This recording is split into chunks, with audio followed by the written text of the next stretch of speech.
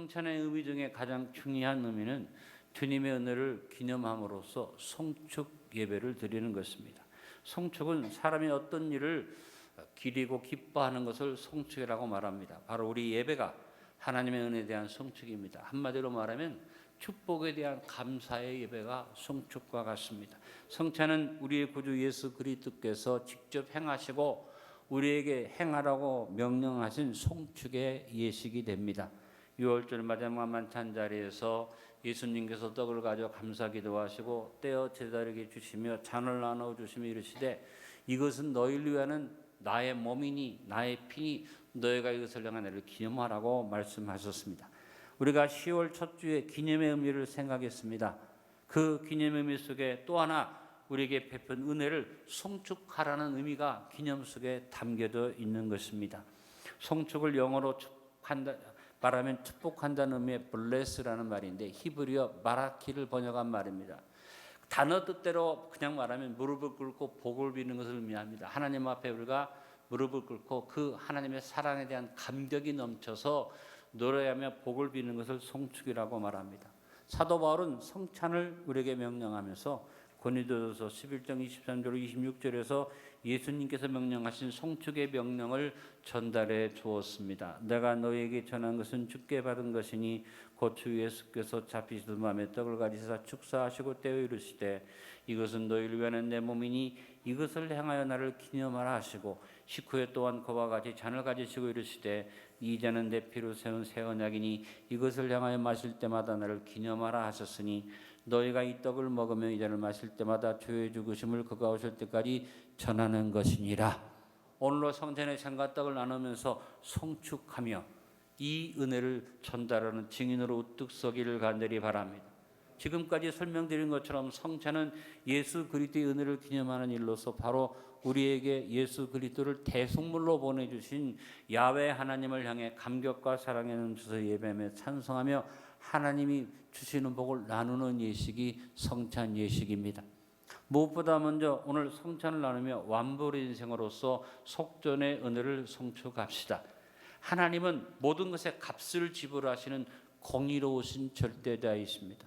하나님이 우리의 죄에 대한 값을 그냥 지불하지 않고 완불해 주셔서 우리를 완불의 인생으로 축복해 주심을 여러분 똑똑히 기억하시기 바랍니다. 하나님은 모든 것을 마음대로 할 수 있는 주권자이시고 하나님은 마음대로 할 수 있는 능력과 권세를 가지신, 그래서 하나님이 무엇이든지 원하는 대로 할 수 있는 분이지만 하나님은 스스로 자신의 권세를 제한하시고 권한을 제한하셔서 모든 일을 정당한 방법으로 합법적으로 이루어가시는 공의로운 하나님이십니다. 하나님이 그냥 말 한마디로 네 죄가 없다 해도 됩니다. 그러나 하나님은 그렇게 우리의 죄를 없앤 것도 아니라 공의로운 값을 지불하셔서 어떤 일이든지 하나님은 정당한 값을 지불하시고 행하시는데 우리의 죄값도 지불하셨습니다. 하나님은 만인 구원의 뜻을 이루기 위해서 한두 명이 아니라 모든 사람 만인 구원을 위해서 그 값을 준비하는, 속전의 값을 준비하는 은혜를 베푸셨습니다. 바로 모든 만인을 구원하는 속전의 값이 바로 사람 되신 예수 그리스도이십니다. 디모데전서 2장 5절 6절에 말씀합니다. 하나님은 한 분이시요 또 하나님과 사람 사이 중보다도 한 분이시니 곧 사람이신 그리스도 예수라. 그가 모든 사람을 위하여 자기를 대속물로 주셨으니 기약이 이르러 주신 증거니라. 분명한 속전의 값 대속물로 예수님이 자신을 드리셨는데 하나님이 합법적으로 하나님께서 공의롭게 그 계획에 따라서 기약이 이르렀을 때 보내시고 그 일을 이루셨다는 것입니다. 그러므로 야훼 하나님이 저와 여러분을 위해서 속전을 완벽하게 준비하고 지불하신 것입니다. 자격도 없고 능력도 없는 존재가 무엇을 가지려 하거나 이루려 가면 불의한 일이 생기게 됩니다. 그래서 지도자가 자격이 없는 사람이 세워지면 어떤 일이 벌어집니까? 편법, 탈법, 불법에 행하여지게 됩니다. 또 자격도 능력도 없는 존재가 무엇을 가정하나 이루려고 하면 모든 사람이 불행해집니다. 총선을 눈앞에 두고 우리는 기도해야 됩니다. 하나님, 우리나라에 자격이 충분하고 능력 있는 사람이 지도자가 되게 해 주십시오. 그리고 여러분이 끊임없이 기도해야 할 것은 우리 대통령이 자격과 능력을 갖춘 훌륭한 지도자로 세워지기 위해서 기도하시기 바랍니다. 저는 윤석열 대통령을 위해서 늘 기도합니다. 이유는 윤석열 대통령이 좋아서가 아닙니다. 대한민국이 잘 되려면 우리 대통령이 바로 서야지 않겠습니까? 그 이유 하나밖에 없습니다. 여러분, 하나님이 가지신 만인 구원의 뜻은 참으로 공의롭고 아름다운 것입니다. 하나님만이 만인 구원을 이룰 수 있는 절대 주권자이신데 성경에 하나님은 한 분이라고 하나님의 만인 구원의 자격과 권한을 분명하게 밝히고 있고, 그 하나님이 합법적으로 또 공의로운 방법으로 만인 구원을 이루는 대속물, 중보자인 예수님을 세우시고 하나님과 사람 사이의 중보자도 한 분이시고 사람이신 그리스도 예수라고 분명히 밝히고 있습니다. 오직 한 분이신 하나님이 만인 구원의 뜻을 이루시고 그 일을 이룰 수 있는 유일한 중보자로 예수 그리스도를 보내셨는데, 그 예수님이 저와 여러분의 값을 지불하는 대속물을 대신 속전이 되어 주셨습니다. 하나님께서 권세와 권한으로 일방적 지불을 하지 않고 하나님이 값을 지불하기 위해서 하나님이 자신의 몸을 버리고 육신을 입고 사람이 되셨고, 사람이 되셔서 저와 여러분의 값을 정당하게 지불하셨으므로 사도행전 4장 12절 말씀을 우리는 늘 기억해야지 됩니다. 같이 읽어봅니다. 다른 이로서는 구원을 받을 수 없나니 천하 사람 중에 구원을 받을 만한 다른 이름을 우리에게 주신 일이 없음이라 하였더라. 천지 만물을 지으신 하나님이 자신이 만든 사람의 대속물로 자신의 생명을 주셨으니 예수님이야말로 완벽한 속전이 되셨고, 우리는 성찬 나누면서 무엇보다도 나를 위해서 값을 지불해 주신 속전의 은혜를 송축해야만 합니다. 오늘 성찬 나누면서 속전의 은혜에 대해서 감격하고 여러분 마음속에 확신을 가지시기 바랍니다. 다른 값도 아니고 하나님 자신의 생명값을 주셨으니 나의 모든 인생의 죄값은 완불 인생으로 다 치루어진 것이다. 예수님의 십자가 위에서 우리 모든 것을 완불 하셨다고 선포하셨습니다. 다 이루었다. 증거로 부활하셨습니다. 여러분, 완불 인생은 한 가지만 잘하면 됩니다. 완불해 주신 분을 송축하고 예배하고 경배하면 됩니다. 오늘 성찬을 나누면서 우리의 속전을 철저하게 지불하신 여호와 하나님을 송축합시다.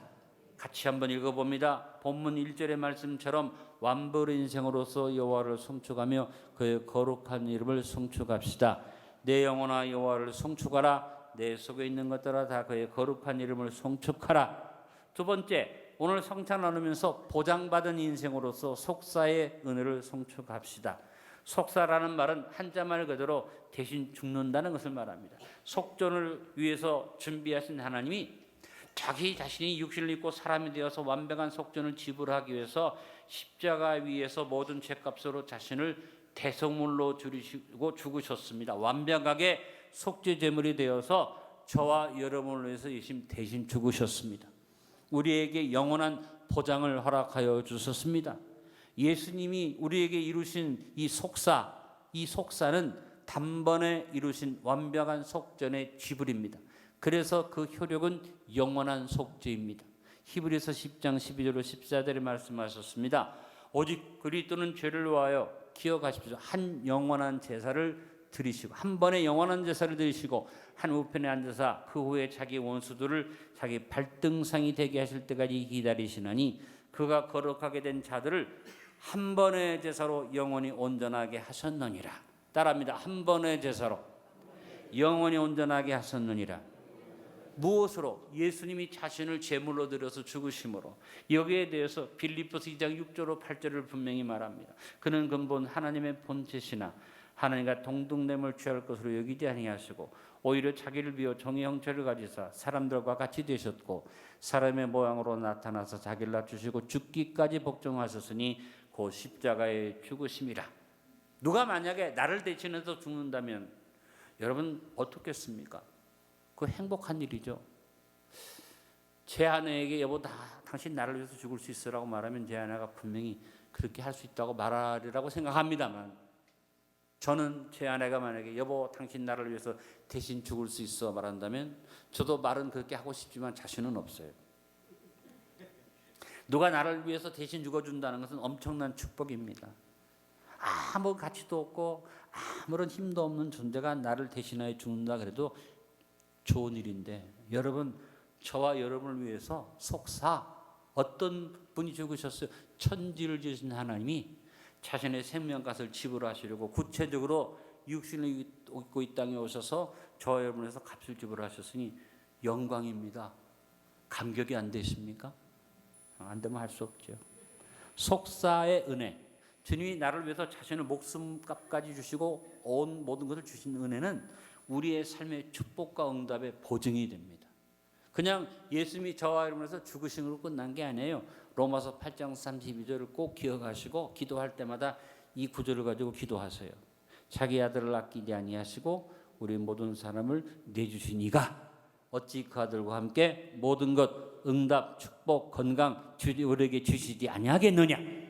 여러분 속사는 하나님의 축복과 응답의 보증이 되는 겁니다. 나를 위해서 목숨까지 주셨는데 다른 것 왜 주시지 않겠느냐.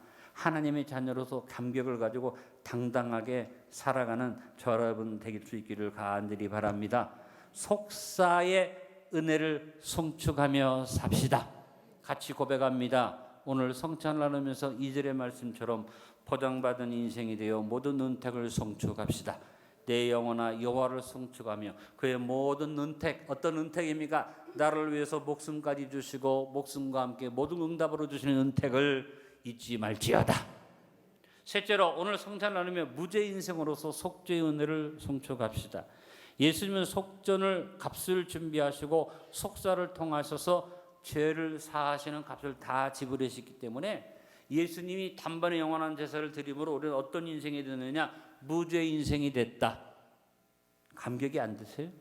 갈라디아 1장 4절 5절에서 속죄 은총을 말합니다. 그리스도께서 하나님 곧 우리 아버지의 뜻을 따라 이 악한 세대에서 우리를 건지시려고 우리 죄를 대속하기 위하여 자기 몸을 주셨으니 영광이 그에게 세세토록 있을지어다. 아멘.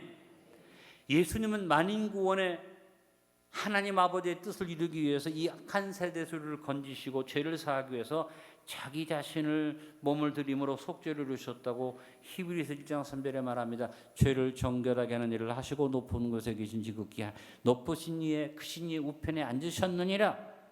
베드로전서 2장 22절 25절도 말합니다. 그는 죄를 범하지 아니하시고 그 입에 거짓도 없으시며 욕을 당하시되 맞대 욕하지 아니하시고 고난을 당하시되 위협하지 아니하시고 오직 공의로 심판한 이에게 부탁하시며 친히 나무에 달려 그 몸으로 우리 죄를 담당하셨으니 이는 우리로 죄에 대하여 죽고 의에 대하여 살게 하려 하심이라.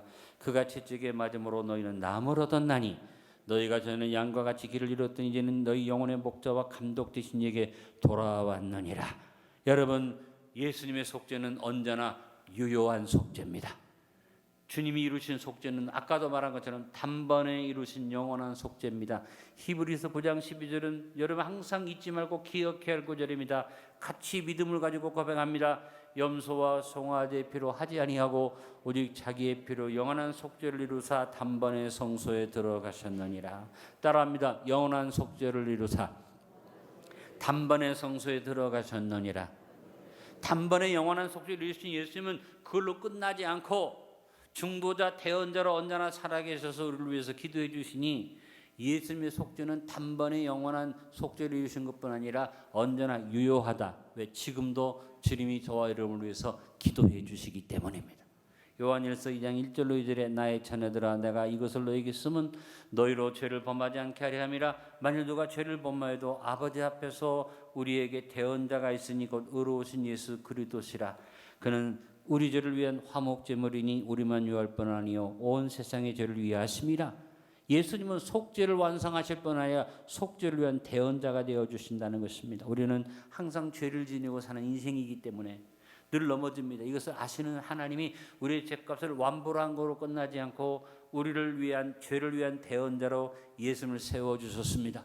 로마서 8장 34절 큰 소리로 고백합니다. 누가 정죄하리요 죽으실 뿐 아니라 다시 살아나신 이는 그리스도 예수시니 그는 하나님 우편에 계신 자요 우리를 위하여 간구하시는 자시니. 누군지 알 수 없으나 근데 우리는 누군지 알고 있죠. 누군가 널 위하여 누군가 기도하네. 내가 어떤 상황에 있어 어떤 일을 당해도 나를 위해서 기도하는 분, 특별히 나의 모든 죄를 완벽하게 해결하신 예수님이 우리를 위하여 지금도 기도하고 계십니다. 같이 한번 고백해 봅니다. 오늘 성찬을 나누면서 본문 3절에 그가 내게 모든 죄악을 사하시며 내 모든 병을 고치심이라고 말씀하신 것처럼 우리의 모든 죄악을 사하시며 모든 병을 고치시는 여호와 하나님을 송축합시다. 무죄 인생으로서 속죄 은총을 기념하며 송축하며 삽시다. 마지막 네 번째, 오늘 성찬을 나누면서 권세 인생으로서 속량의 은혜를 송축합시다. 속량은 과거의 죄를 속죄해서 정리하고 새로운 의의 자격과 권세를 누리도록 새로운 지위와 권세를 베푸는 것입니다. 바로 우리를 하나님의 자녀로 권세를 보여해 주신 권세 인생으로 우리가 복을 받은 것이 바로 속량입니다. 하나님은 만인 구원을 이루어 만인이 하나님의 자녀로 회복되어 속량의 은혜를 누리기를 원하십니다.